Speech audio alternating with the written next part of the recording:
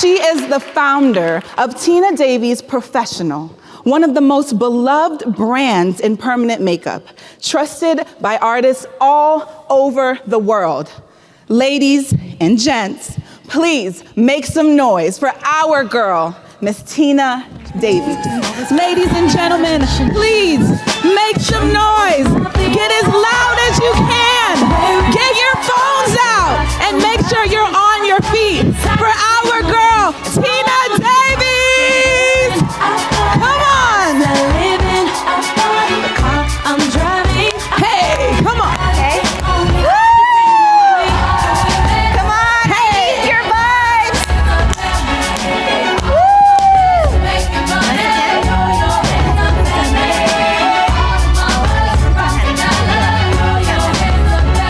Hi, everybody.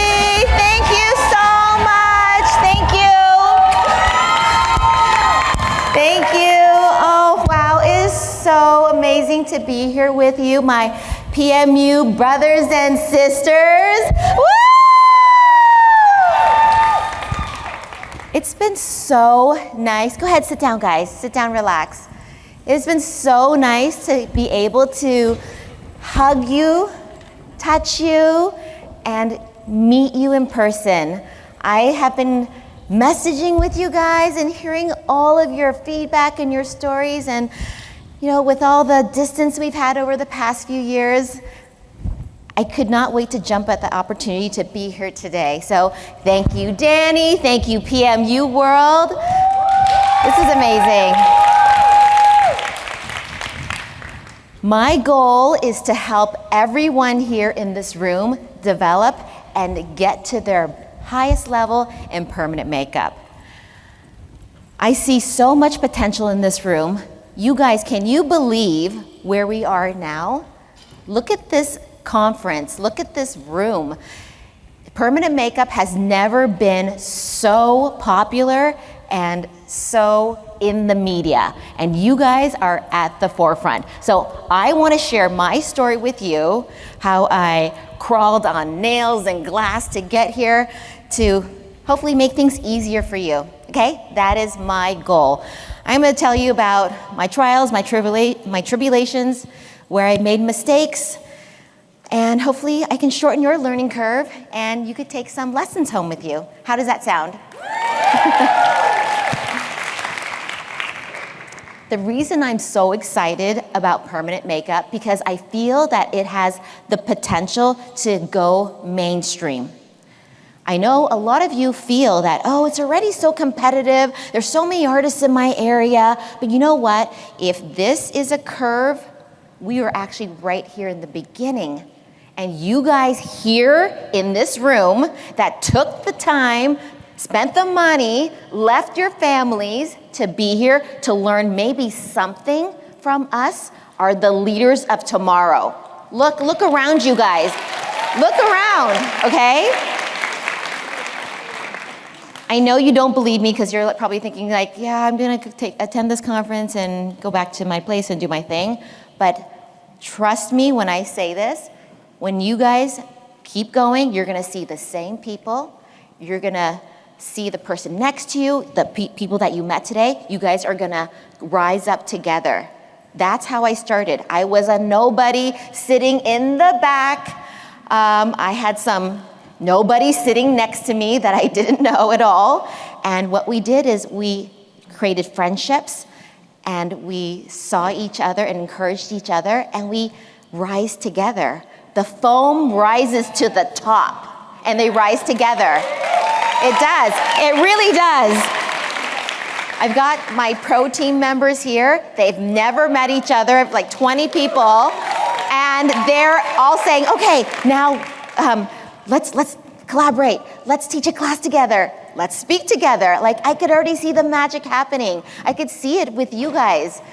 You guys talking to me about projects that you want to do. So networking, being here, guys, I know you're not here to learn like exactly how to draw eyebrows or do hair strokes. You're not going to learn that in like sitting here at a chair. What you're here for is the networking gold. So this industry is totally exploding. We have the potential to be as popular as eyelashes. hair, nails, and that's where I see us going. That's where I want us to be.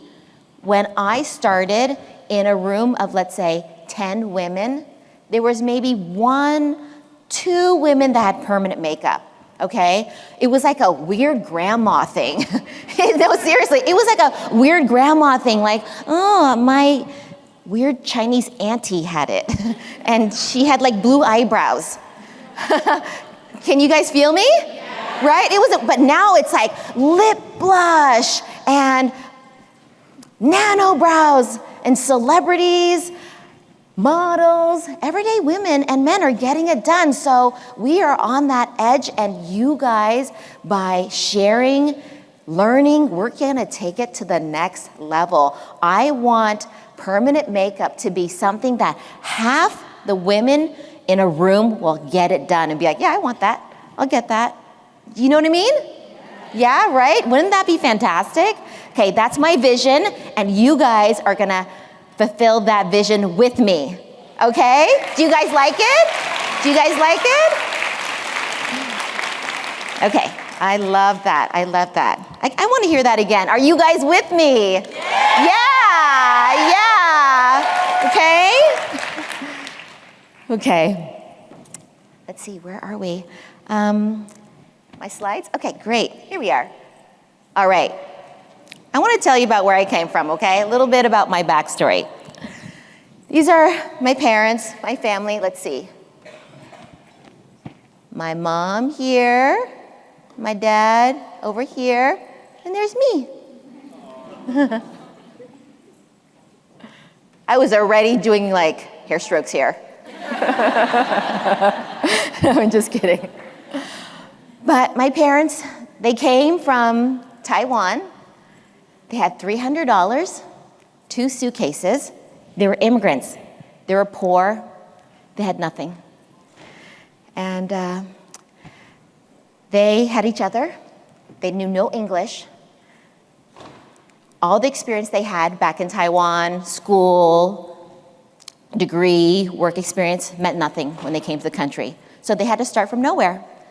My dad was a doorman at the Hyatt Hotel, tipping his hat, opening the door, smiling, no English required.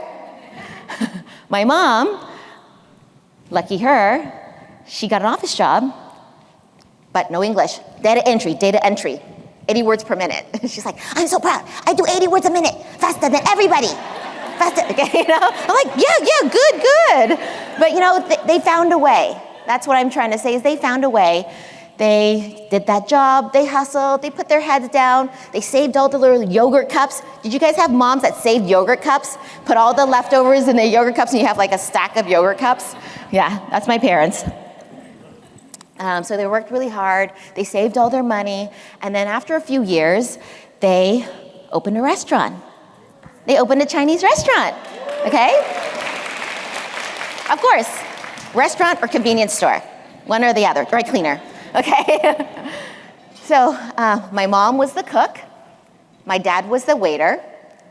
I helped by chopping vegetables, wrapping dumplings, bring the menus out. We were a true family business. But if anybody has ever been in the restaurant business, it is hard work. There is no time off, nights, weekends, you are open when everybody's on holiday. They did that for many years. After a few years, couldn't do it anymore. They sold it. Then my mom opened a jewelry store, a very small jewelry store in San Francisco, Chinatown. That's where I spent my weekends, my evenings. We made custom designs from scratch. We would put together beads and pearls, custom designs for customers. They would bring in their pearl necklaces, old ratty ones, and then we would put new gold and jade and little things to make them brand new again. I loved it. It was my creative playground. Nights and weekends, summers, that's where I was. We didn't have summer camp. We didn't have like soccer. I didn't even know those things existed for kids. I was like, okay, I'm going to work. Just going to work. I gotta go to the shop. So that's where I spent my time. And I didn't realize it at the time, but working with them really laid a strong work ethic for me. And it allowed me to be involved with them because, again, there was no, $20 an hour babysitting. So I just tagged along and I learned and stayed with them side by side how to basically do all the little things they were doing every day. Open shop, close the shop. So I was embarrassed at the time of my parents, but now looking back, I really am grateful for it. It showed me how to work hard too and how to do those things. They never, ever saw obstacles. Did you guys notice that about immigrants? They don't see obstacles. They're not like, oh, I'm having a bad day, or I don't feel like it. They're just hustling, right? Who here has immigrant parents? Who can appreciate that, right? And immigrants come all the time to the country, and I'm just like, high five immigrants. They're awesome. So I give it up to my parents.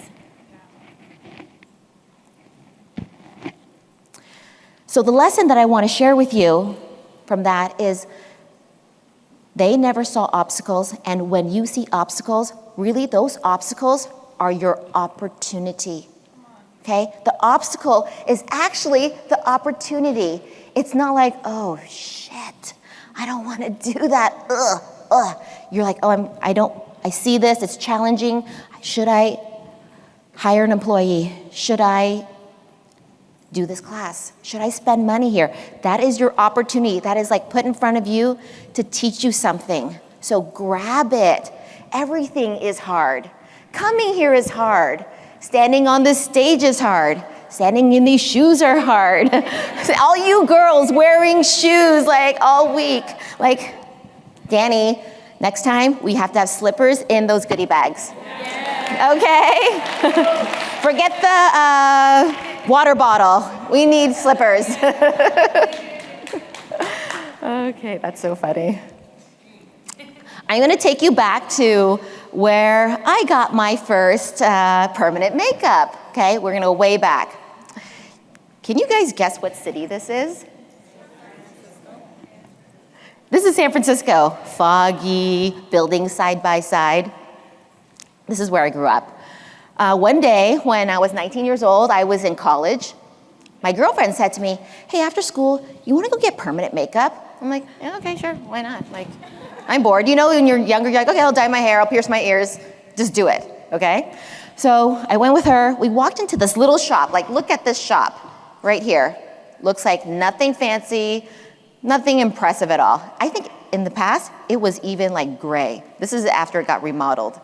I just pulled this up on Google. We walked into this shop, and in the waiting room, there was like 10 ladies, like a doctor's office. They were all sitting there. I was like, oh, wow, this place is popular. I thought I was walking into some kind of, like, nothing special, okay? And then the lady's like, $250. I'm like, okay, I'll just give you money. I just gave her my $250. She goes, sit down. I'm like, okay, just sit down. Waiting in my chair like all the other ladies. The ladies go, they come and go really fast. My girlfriend goes, she comes out, she's like crying, she's dabbing her eyes. She's like, oh, it really hurts. And I'm like, okay, good, I'm excited. I don't know why, I was excited. I don't know why, but I was like, hey, whatever, you're a crybaby. So I went in the room, and the lady just says to me, close your eyes. That's all. There wasn't like, hi, nice to meet you. My name is, no. Just close your eyes. I'm like, okay, close my eyes. And then she puts her 2 fingers on me, literally 2 fingers like this, and then she starts to scratch, poke something. And I'm not moving because I don't want anything to get ruined, right? Right? So 15 minutes, I'm not even kidding you guys. 15 minutes later, it was done. She handed me the mirror. I looked and I was like, oh my God, I've got eyeliner. I couldn't believe it. And like, okay, if anybody can relate, I'm an Asian girl, small eyes. If you don't have eyeliner, you look 12. Okay? It doesn't matter how old you are, you always look 12. So I was like, this changed my life. This lady changed my life. I was so happy. Right away, I went to see my mom. My mom's shop is down the street, San Francisco, Chinatown. Like, mom, look, eyeliner, look what I got. She already had it done. Okay, it was no big deal for like, in Asia, permanent makeup is like a manicure, no big deal. She already had done. I go, Mom, I want this. I want to do this. She goes, no way. She shot me down right away, not even 2 seconds. She goes, no way, you can't do that. You need to go get a job. You have to go get a degree. Don't be like me, working. Go get a degree, use your brain. I'm embarrassed. What am I gonna tell my friends? That you service people to do like kind of like a servant job, you know? Can anybody relate to that? Did anybody, like your parents, discourage you? Yeah, like she shot me down right away, but you know, I'm an obedient daughter. I'm like, yeah, sure, of course. Like, I don't want to disappoint my family. They worked really hard, all those yogurt cups, right? Like, I don't even think I ever saw my mom throw away a piece of food. Never. She would like eat everything. You guys, can you relate to that too? So, anyways, I got my degree, 4 years, got my degree. I got my job at an office, desk job. I was a financial advisor. Woo, fancy. I was a financial advisor. I had a little briefcase. Okay, hold on. Look at my eyebrows. Like, that is like 90s Pamela Anderson style. Okay, so bad. But okay, anyways, I got my desk job. But financial services, mutual funds, stocks, bonds, it's dry. It's very dry. It's very serious. People are very serious about their money. They don't want to lose any money. Okay, 2 years after doing that, I was like having one of those moments where you hate going to work. Oh my God, this again. Okay, so I didn't like it, but I was doing my job. One day, another friend said to me, hey, she owned a day spa. She goes, I have an artist from Hong Kong who is visiting. You should get your eyebrows tattooed. Look at my eyebrows. Whoops. She goes, you should get your eyebrows done. I'm like, is that a hint? Okay, so I went in. My girlfriend went first. I went next. I had it done, and I was like, wow, I have my eyebrows. I couldn't believe it. And I was like, that's it. That was my aha moment. You know when you have those aha moments? I'm like, okay, Mom, I'm sorry. I spent 5 years living your dream. Now it's my turn. It's my turn, okay? So I didn't tell her right away that, oh, I'm quitting. But I said, I'm gonna just do this little hobby thing. I mean, come on, I'm an adult now, okay? I'm like 22, but you know, you're still scared of your parents. You know what I mean? Yeah, but I wasn't gonna ignore that signal. So my lesson to you there is whatever you're doing, wherever you are now, just follow your heart. Follow your heart. Do what you love, whatever your heart and your intuition is telling you. That is the loudest signal ever. Everything I've ever done in my life and my business was not because I analyzed all this information and I studied about it. It was always because I followed my heart. So whatever you guys are thinking about, know that that's the loudest signal. That's why it's called women's intuition. Men, you follow women's intuition. And you'll be fine, okay? Just follow the women. They will tell you where the fridge, they'll tell you where it is, right, girls? Yeah, we know where everything is. All right, so right away, I looked for courses. Guys, this is year 2000. This is a long time ago. I looked for courses. I found an instructor that would teach one-to-one. Okay, one-to-one. She taught me 3 days, hands-on, models after models after models. I loved it. I flew home immediately. I began practicing any chance I could. I put an ad on Craigslist. Craigslist. You guys know Craigslist? Yes. Is this still around? Yes. It's good, right? Movers. $5 something. Okay, so from the Craigslist ad, I started getting these models. So I was practicing on them. I was working in my rented apartment, and I was so happy though.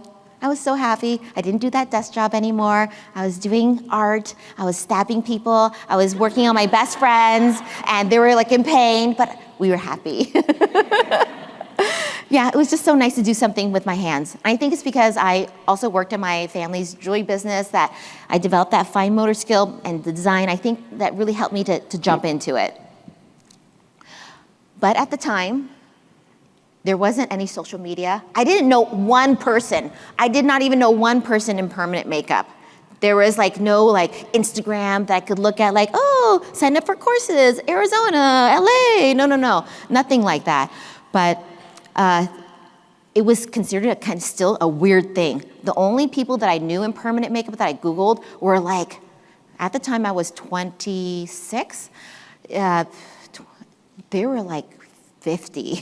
They were a lot older. Because like I said, it was kind of like a weird grandma thing. But I loved it. So what I did from there is I started thinking, oh, I need to find places to work, okay? So I started to knock on doors. Hi, hair salons. Hi, do you guys want permanent makeup? Want to look at my portfolio? Want to look at my portfolio? And want to look at my portfolio? A lot of them would be like, nah, no, not here, not the right fit. I was getting rejected a lot. And I remember feeling so defeated because, in the beginning, you don't have confidence already, right? And you're literally cold calling, knocking on doors. Back then, again, there wasn't the social media, let me make an intro by social media first, let me send an email. You have to show your face. I felt so bad. I went home crying to my husband. I'm like, I feel I'm such a loser. Nobody wants me. And he's like, hey, don't worry about it. It's actually a numbers game. I'm like, oh my God, that's so smart. He's like, yeah, you have to get rejected a lot before you get a yes, right? I'm like, oh, I wasn't used to that. So that helped me just know that it's just a numbers game. No means no for now. It doesn't mean no forever.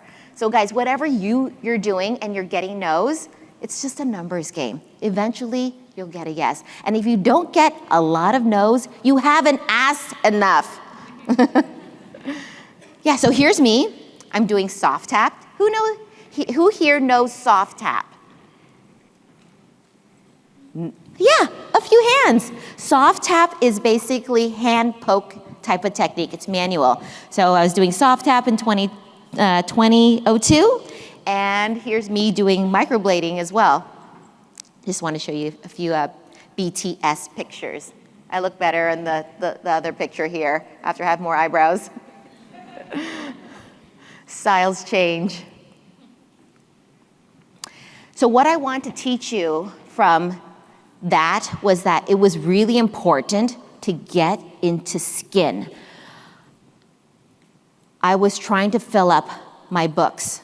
I was trying to fill up my days. That was my number one priority. I was knocking on doors. Eventually, I found a hair salon, a nail salon, another hair salon, another nail salon, eventually plastic surgeon's office. Every single day, I would go to different places. I was running from one place to the next. Hair salon in the morning, nail salon in the afternoon. So running in high heels. There was no Uber back then either. I literally had to run in high heels, try to catch the subway, go different ways, but hustling, really hustling, because I knew that in order for me to get experience, I had to get into the skin. So guys, get into the skin as much as you can. If you are not busy, you need to be getting models. Every time you work in the skin, it's gonna teach you.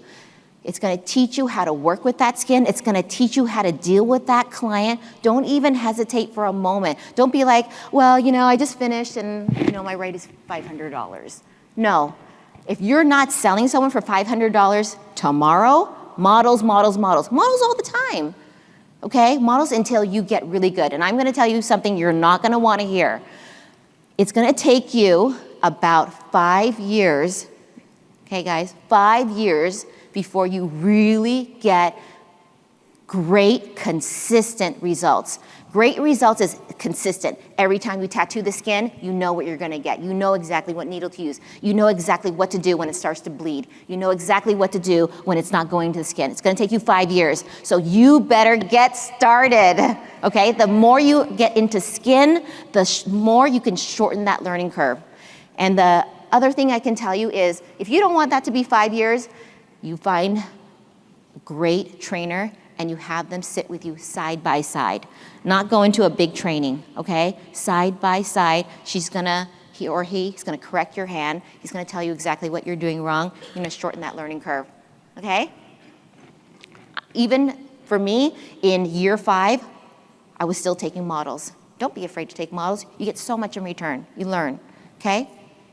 Also, one more thing I wanna tell you is you have to always follow up on your clients by having them come to you. You need to see the results of your work, okay? You need to see how it healed. Don't just ask them to send you a picture.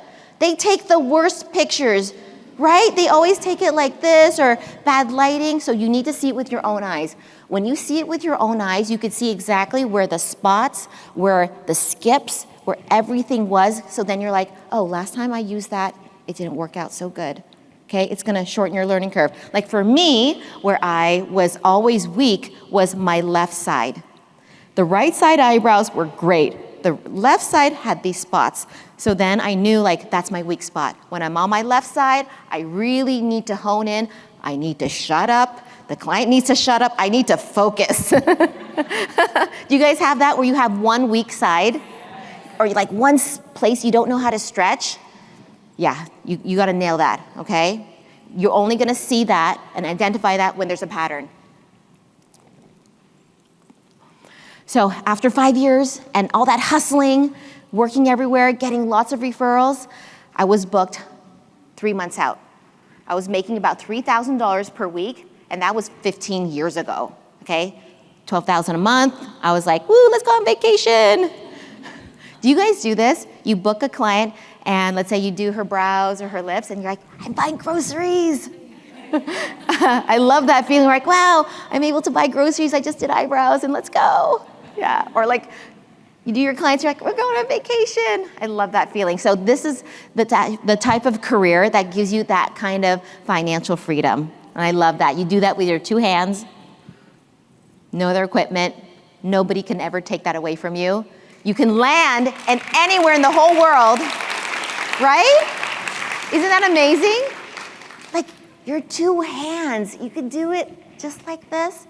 You can go to the middle of nowhere, and if there is a woman in that town, any women, you're gonna have a line out your door. So you guys are in the right spot. Do not give up. Don't think about like, oh, maybe I'll go back to doing this. Don't give up. It's the best thing ever. And what do you guys live for? I'll tell you what I live for. I live for when the client looks in the mirror and she smiles and she's so happy. Don't you guys love that feeling? Yeah, you do it for like your client, her mom, her grandma, right? It's so good, it's so good. Okay, sorry, I got lost, a little emotional there. My eyelashes are gonna fall off. So, okay, let me go back to, let me start to talk to you about how I started making products. So I'm a busy artist, doing lots of procedures, and I went to this convention. It was kind of like this in Florida, and during the convention, in one of the talks, there was a guy who was doing eyebrows with a little stick, a needle on a stick. I could not believe it. He would, draw hair strokes, pigment, eyebrows were there. I could not believe it because I had spent all this time buying expensive equipment, like $3,000, $5,000 for this PMU machine, guys. I don't even think anybody owns one anymore. They were older devices and they recorded, and I was using the machine needles. They were very expensive. I was spending a lot of time and energy doing eyebrows with the PMU machine, and this guy literally had a needle on stick, boop. I was like, this is amazing, life-changing. I had an aha moment again. I was like, there it is. You can see that little red tool. That's what it looked like, needle on a stick, okay? And I immediately partnered up and contacted my mentor, one of my mentors. Her name was Dr. Linda Dixon. She's probably in her 70s now. She's also a product innovator, former president of the AAM, and you might use one of her products. Does anybody know one of her products, maybe? Linda Dixon? Pardon? Say it again? She was the original inventor of the foam egg crate mattress, wasn't she? No, I don't know that one. She might. I know she invented a lot of products. Tag 45. You guys know Tag 45? That's Linda Dixon. She's not here with us today, but I really admire her. She invented so many products. She's an anesthesiologist by trade, doctor. So I teamed up with her, and we taught the first class together. Here we are right here. Oh my God, here we are, here, there we are. This is 2014. I didn't know what to call the class because it was just permanent makeup at the time. So I looked at the needle, this little needle right here. I'm like, okay, what is this? This is small. It looks like a blade. I'm gonna call it microblade. Microblading, first microblading class, microblade. So that's where it came from. And guys, I promise, I didn't know this at the time, or I didn't think of it. That's a horrible name, a blade. Who wants a blade on their skin, right? But from there, microblading completely blew up. It blew up, and all of a sudden, 2-day classes started popping up everywhere. Do you guys remember this? If you guys have been around, do you remember microblading just blew up? Because permanent makeup was like a weird old lady thing. Okay? And then when microblading came along, it blew up. I know there was some like bad media and bad training, but all of a sudden like clients were like able to get their eyebrows, hair strokes with feathers. So it's good. It was a good thing. It really put permanent makeup in the media. So that's what I loved about it. I love the service, but these little red tools, you had to, you had to basically stick the needle in with your hand. You had to twist it up. This is actually, guys, do you know what this handle is? Look at it. Do you recognize what it is?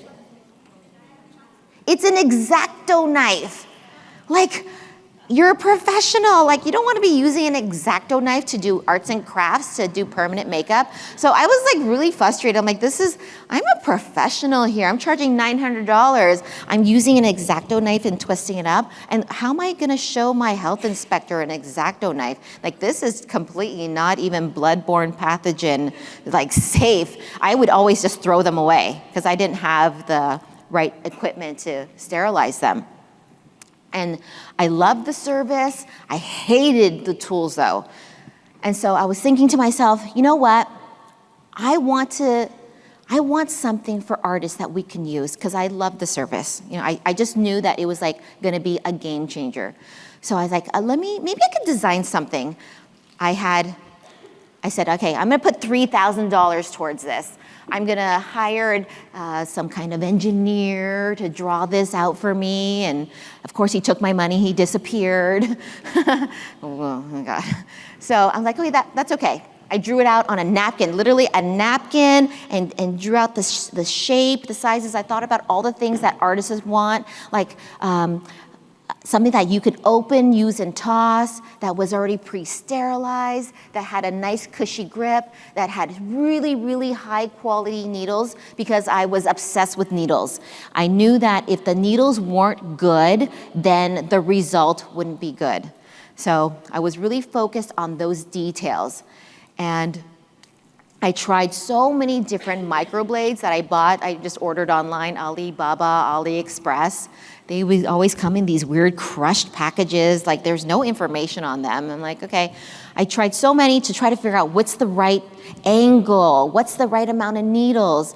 So when I nailed that down, I was thinking like, okay, artists need a few different sizes, a few different like angles, so then you could just open it up and use it. So I spent a lot of time drawing and specifying the designs and trying to find a manufacturer, a partner, somebody that can make these for me.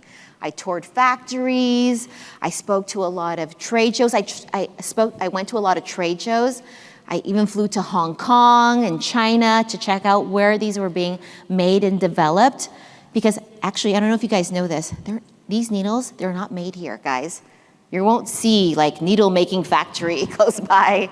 No, these are all made overseas. They're all made with manual labor. So like that was my first foray into product development. I had no idea what it was, how to do it, but hey, the obstacle is the opportunity, right? It was so exciting. Good thing I had my husband with me. Luke, where are you? That guy right there, he's my partner. He did everything with me. He put up with me a lot.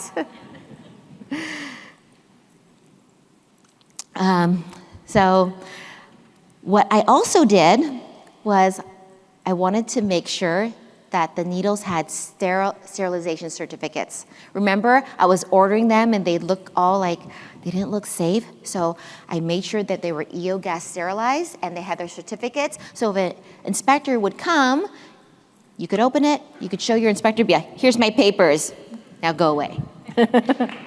Right? And that's the cool thing. When you make products, you can specify everything, every little thing. So if you guys are thinking about products, thinking about a makeup line, thinking about a skincare line, thinking about eyelashes, you're the client, you have the money, you just specify what you want. But be really particular. It's your product, it's your brand, and you can shop it around. Did you know that? You can approach manufacturers, say, I want exactly A, B, C, D, E, F, G, X, Y, Z. You can say that. That's how you make products, guys. You specify exactly what you want. Write down your entire plan, and you'll find somebody to make it for you. So we made the microblades. I had 4 sizes, and we hit the market. It was fantastic. It took off right away. I didn't even know if anybody wanted to buy it. I just know I wanted it because I didn't want to use those needle on the stick tools anymore. I was inspecting the needles at night. Here's my computer right here. I had a magnifying glass, and I would inspect them under the magnifying glass to make sure they look good. Like, that's very tedious, very, very tedious. I made sure that my factory had a quality control standard and I had them look at it under a microscope. Every needle need to be looked and checked under a microscope.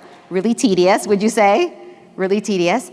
And then I want to make sure that they didn't have any hooks, any barbs, because these needles actually are really delicate. They have fine points on them. So any hook or barb is gonna make like a tear in the skin.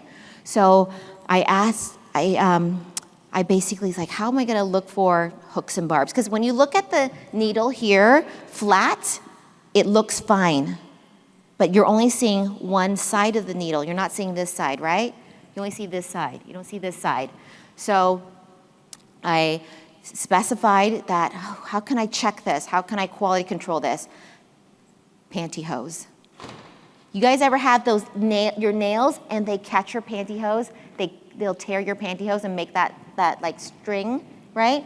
So I had my factory have all the needles checked by swiping them across pantyhose. Anything that would catch the pantyhose was rejected. That way, when a customer would get a microblade, it would be flawless. They can open it and they could use on the skin with 100% certainty that it wasn't gonna affect their work or hurt their client's skin. So just wanted to share with you something that you can do when you're thinking about making products. Specify everything. Specify everything. Thanks, Eddie. The most important thing I learned when making the microblades is to always put your user's needs first. Think from the standpoint of the user. What is the most important thing to them? Number one, should it be easy? Should it be cheap? Should it be big, small? Think about all those points first. Don't think about the money. That will come. When you hit your user's needs, that will all fall into place.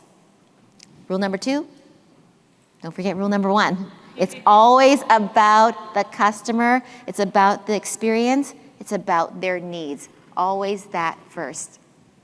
Your job is to serve, right? If you serve with sincerity and empathy of putting their needs first, you'll never have to look for business. It will come to you. Just like when you're with your customers, you put their needs first. The customer is never wrong. She might be crazy, but she's not wrong, okay? In their head, you're like, okay, this lady's crazy, but I'm like, yes, sure. Anytime a customer complains to me about anything, you know what I always say? No problem. No problem. I always say that. No problem. Let me fix that for you. Doesn't that feel so good as a customer? You're like, complaining, and the agent says, no problem. I'll fix that for you. So always think about that first, okay? Do whatever you can to hold on to that customer. So the microblades. I was working on the microblades, 6-8 clients a day, having dinner, putting my kids to bed. And between 9 and midnight, I'm working with my suppliers on sourcing, on logistics, on paperwork. We were also getting a lot of feedback. People love the microblades, but also lots of complaints. Can you make it cheaper? Can you make nano needles? The handles are too long. The pigment's not going to the skin. It's not working. Okay, so actually all this feedback, I could think of it like a complaint, but it was so important to me, again, to serve the needs of my customers, right? So I listened really carefully to that feedback. I made the changes that the community wanted. Like, it helps me with product development, what they wanted. Nanoblades, cheaper, too long, make it shorter. It's too short, make it longer. So that's great. I love hearing that feedback. So that feedback just really helped me to better the products, make more products. Because you can't make everyone happy, but not one size suits all needs, right, guys? So the biggest lesson I learned from that part of making microblades was don't let your ego get in the way of changing. If your customers have a complaint, don't be offended by it. Take it with stride and be like, oh, great, that's great feedback. How can I change? Because when you change, you get progress, right? Change is progress. So listen with your ears open and be willing to pivot or change. If customers are complaining to you, too expensive. Okay, how about a Labor Day sale? You know, do something for them. It's not a big deal. Not a big deal, just let it go. Now, I want to tell you about this rainbow of colors I was dealing with though, okay? Up to 7 years ago, all my procedures went like this. I would do an eyebrow on a client. 2 years later, a year and a half later, she would come back. She'd had some red, green, or orange eyebrows. This is 7 years and even before. So for 20 to up to the last 7 years, it was always like this. Who has seen this before? Who has seen rainbow eyebrows? Okay, I would say, guys, maybe only 5%. You guys are so lucky. 95% of you haven't seen rainbow eyebrows, but you might come across them. It's somebody who had old permanent makeup that faded, and then they have leftover color. So that's what I had. I would see every 2 years, rainbow eyebrows. The clients would come back, and I would fix it up. I put another color on. 2 years later, when she wanted her touch-up again, another color, another color. So one day I had this one client. She's been with me for 8 years. She goes, Tina, I've got 3 different colors. My 5-year-old grandson says, Grandma, why are your eyebrows so weird? And a 5-year-old is noticing. And I felt so bad. I felt really bad because I'm responsible for her face. She's only coming to me. She's like 70 years old. She's not going to go find somebody else. So I'm just thinking to myself, like, I'm really tired of this. I want to do something about it. I make products, right? But like pigment, like, I'm so scared to make pigments. Pigments is something that lives in the skin. It's not like microblade. Use it, toss it. Not my responsibility anymore. You used it. Okay. But I was so scared of it. At the same time, though, I was just thinking, I can't face another red eyebrow. I can't face another green eyebrow. Literally, like, my reputation is on the line because people think, they don't think, oh, there's something wrong with the pigment. They think something's wrong with the artist, right? It's the artist's reputation that's at stake. So I was like, I can't deal with another rainbow eyebrow. Let me try to make, let me talk to my clients. Let me look outside of my industry, because everything in my industry at the time was all these colors, all these brands that gave me red, green, orange eyebrows. My colleagues had the same problem. So I had a colleague that had 200 cases of green eyebrows. She was stressed out to the max, so stressed out. And she told me, she goes, hey, I went to a tattoo show and I got this ink called World Famous Tattoo Ink. And I put it on the green eyebrows and it covered it up. I was like, really? Wow, tattoo ink? Because guys, at the time, this is rewind 7 years ago, the message that was told to us was never use tattoo ink on the face. It's dangerous, it's not safe, it can cause cancer. So permanent makeup artists were never using tattoo ink. They weren't buying they had body tattoos, but they weren't buying tattoo ink to put on their client's skin. We were buying permanent makeup ink, $35 a bottle, whatever, tiny, tiny, tiny. Okay, so I thought to myself, okay, does that make sense? Why is it that tattoos in the skin don't become red, green, or orange, but if I tattooed on my clients' eyebrows, they turn weird? I mean, that's not really fair. Why are artists like us not able to have access to long-lasting, stable colors like tattoos, beautiful dragons and portraits? So I was like, okay, I gotta do something about this. I'll jump first. I'll go first. The obstacle is the opportunity, okay? So I'm like, okay, let me just try this. Let me see what happens. So what I did was I contacted Lou Rubino of World Famous, okay? World Famous is a tattoo ink brand. Have you guys heard of it before? Okay, Eternal, World Famous, these are the top, let's say, US ink brands. I contacted him and I said, hey, I want to ask you some questions. Sit down. How is it made? What's in it? Does it cause cancer? Is it dangerous for the face? He was like, look, girl, I have a tattoo show next week. It's in New York. Come to my tattoo show. Come check it out. Okay, so I went to the tattoo show. Here we are, 2017. And I was amazed. There was 300 booths of artists. I would say 10 times this room. 300 booths of artists, and they were all tattooing in their booth. They had clients that would come and they would get a whole body tattoos. And I was like, here's my chance. I'm gonna ask them, hey, what brand are you using? Is it safe? Does it turn colors? These guys are the real needle Olympians, the real ink slingers. I do lines. They do Bob Marley. They do dragons. I'm doing eyeliner. So I'm asking them these questions and they're looking at me no, it doesn't change colors. It doesn't, I tattoo heads, I tattoo faces. It's fine, girl, chill. I'm like, oh, okay, good. Here, I don't look like I belong in a tattoo show, right? But this guy really helped me out. This is Popo. And here he is doing this tiger. I'm looking at these colors. I'm like, is it gonna become green? He's like, no. Tattoo artists are a different breed. They don't put up with stupid little questions like that we have, They're are you serious or not? Or get out of here. So I was like, okay, I'm onto something. So right away, I contacted Lou Rubino and I said, hey, Lou, can you make inks for me? Could you make a line for me that, for permanent makeup? And he already had a line, a very small line called Permablend. Have you guys heard of it? Yes. Okay, he had a small line called Permablend. They borrowed colors from World Famous. They had some browns, they had some blacks, and they borrowed those colors and they say, Permablend. I'm like, okay, can you make me a line?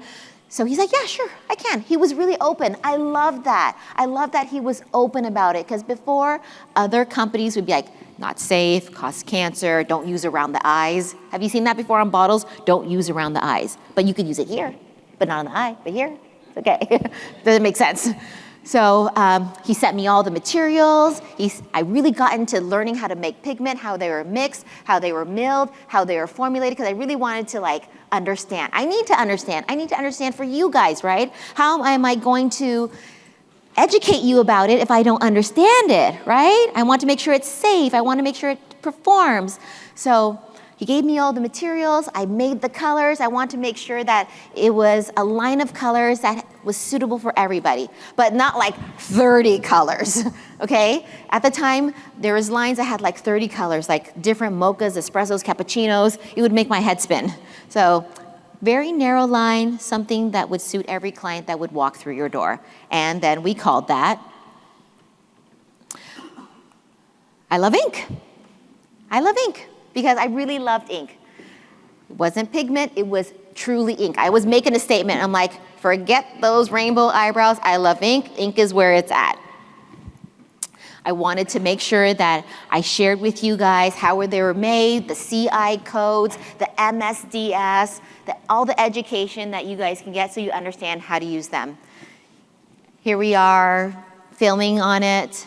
Here's my first shipment. I've got my son here who was maybe, I don't know, 8 years old. Yeah, he was 8 years old at the time. Here's Luke, and here's the line. We had these weird caps too.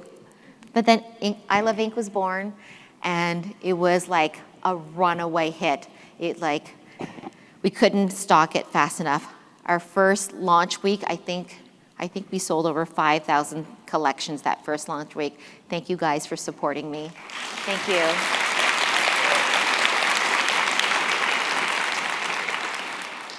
But what that took, it took me 15 years of mistakes, of those rainbow eyebrows. Clients, I'm so sorry.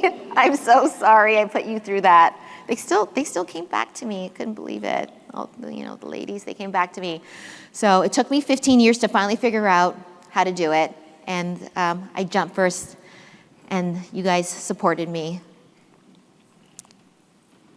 So what I wanted to share with you from that lesson is don't be afraid to challenge the status quo.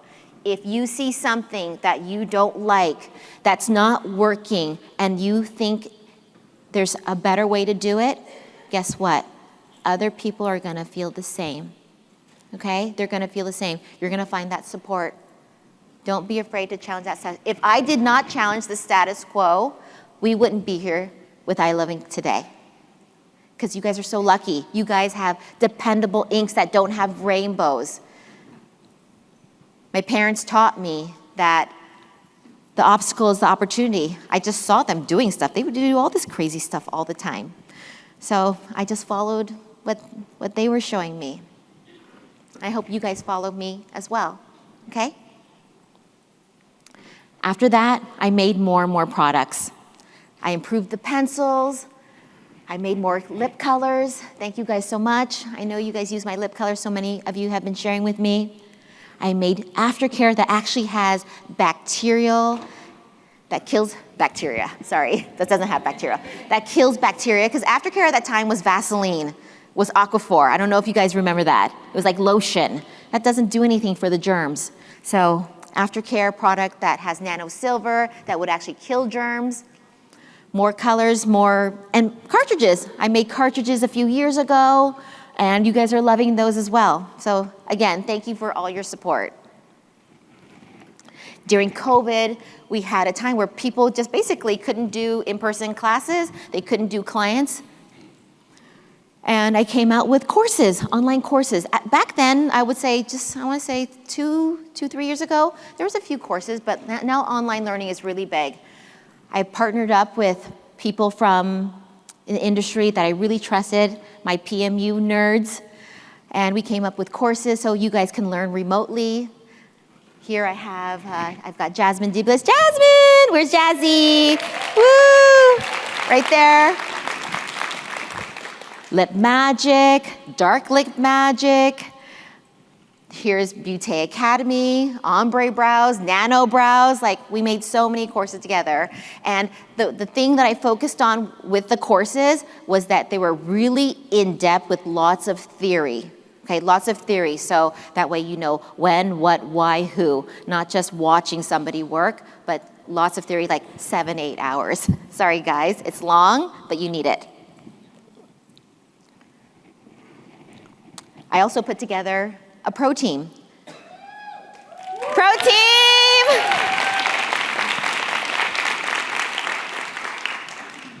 The pro team are people that really care, that are passionate. Their values are sharing education, mentoring others, kindness, no drama. They're not the type of people that need to have attention, that are looking to flash handbags or fancy cars.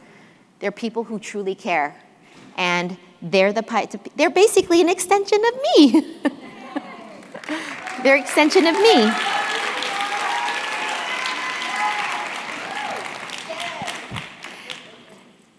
When you reach out to them, they'll help you.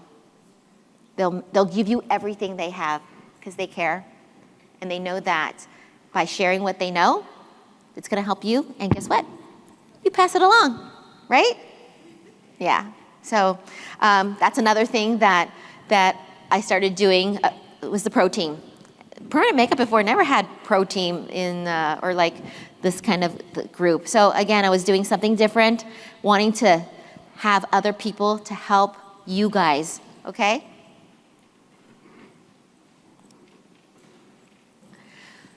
About 4 years after I Love Inc. was born, we started collecting a lot of feedback about what it behaved like after 4 years. People were saying, like, the colors last too long. It's too good. Anybody experience that? My clients don't even need a touch-up. You're telling clients like, okay, it looks good, come back next year, okay? Like I've met so many of you that say, Tina, I have your I Love Ink in my skin 5 years ago, still good. I'm like, that's fantastic, but guess what? No residual business. No it's too good. It's like a light bulb that lasts forever, a car that drives forever, needs no maintenance. And then also, the community was also saying, like, clients are scared of it. It lasts too long, because the thing that prevents permanent makeup from being mainstream, guys, do you know what it is? What prevents permanent makeup from being mainstream? Fear of permanence. It's, if you don't have flexibility, let's say if I have something for you. I said, hey, if you do this, it's forever. Is that scary? That's scary, right? Like, that's like, well, even marriage doesn't last forever, right? It's supposed to, but that's so scary. So that's what's keeping permanent makeup from being mainstream. There's not enough flexibility. Even the name permanent makeup is permanent makeup. So remember my vision, guys? My vision is to make permanent makeup mainstream. Our vision is to make it mainstream. So until I can come up with a solution that's more flexible, that allows us to give clients flexibility to let you know those people that you have as your friends that know you and they don't get permanent makeup. Don't you hate that? Yeah, it's like, come on, I'm your best friend. I'll do it for you. They're like, no, I don't know. But if you can give them something, it's like, hey, just try it. It's only going to last a year or two. That would give them so much more comfort, right? And then also, you as a business owner, as a trainer, if you have students, there's more forgiveness in it, right? It doesn't last forever. You feel better too yourself. So what I decided to do was work on a line of pigments that would be shorter lasting, not as long lasting as I Love Ink. I knew that at this point, I really had to ramp up my team. I had to bring in experts. I had to bring in people that are like 10 times smarter than me to be an extension of me so they can take care of R&D, marketing, operations, customer service. I hired a chemist to work on the product development because in order to take it to the next level, in order to be mainstream, I had to get real pros on my team. So here they are. These are the boys and girls of Tina Davies Professional.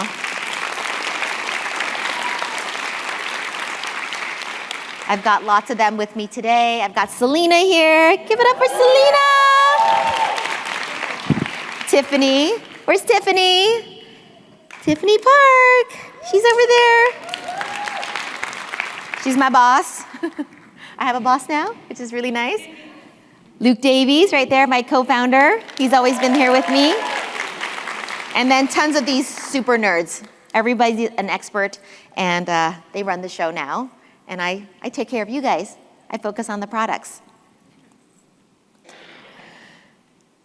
So today, at this conference, I'm bringing you the next generation of inks. And it's called Fade.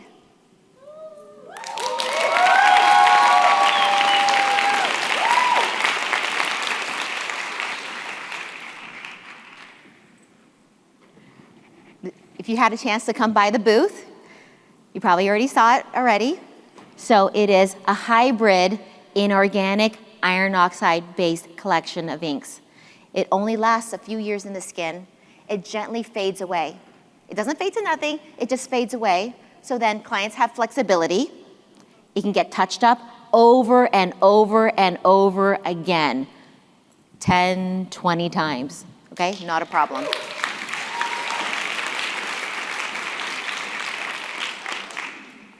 Artists can then give their clients that comfort, and you can train with it.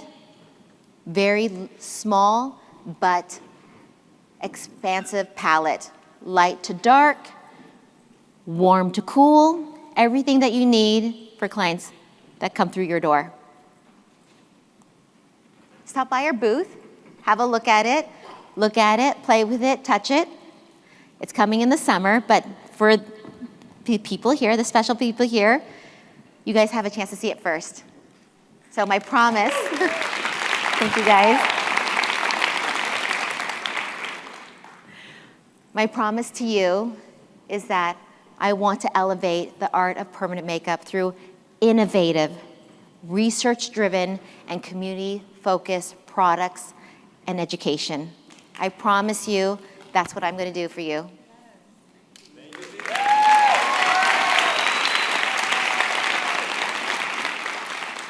My team is here to help you, okay? So it's not just me.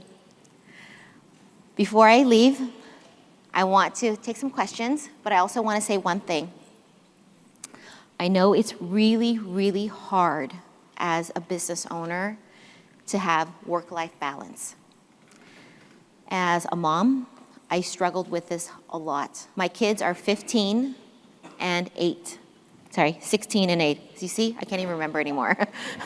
16 and 8. And I lost a lot of, I feel like I lost a lot of time in their childhood because I was busy. I was like, I work for you guys. Guys, at the end of the day, I work for you guys. You can say that. You can go home and say, Tina Davies, she works for me. And that's what keeps me motivated. That's what inspires me. But it's also caused me to lose a lot of time from focusing on myself and my children. I can't get work-life balance. I can't.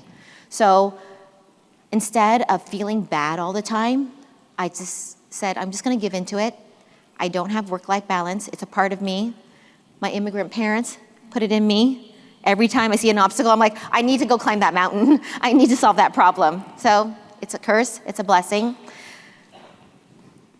But what I decided to do is I'm just going to give up the guilt. I'm not going to feel guilty anymore about it. And what I do is I just bring my children along with me. They're part of my business. They're part of my videos. They help me with the products.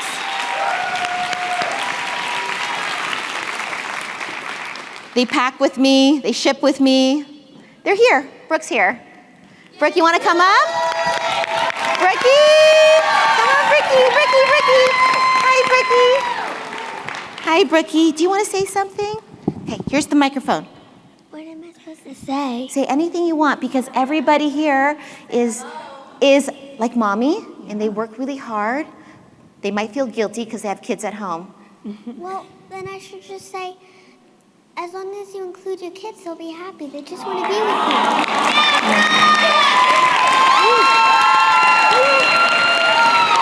Right? They just want to be with you, right? Yeah, they just want to be with the parents. That's all they want. Yeah, guys, don't feel bad. It is what it is. Thank you so much. Everyone, please stand to your feet. Stand to your feet. Thank you.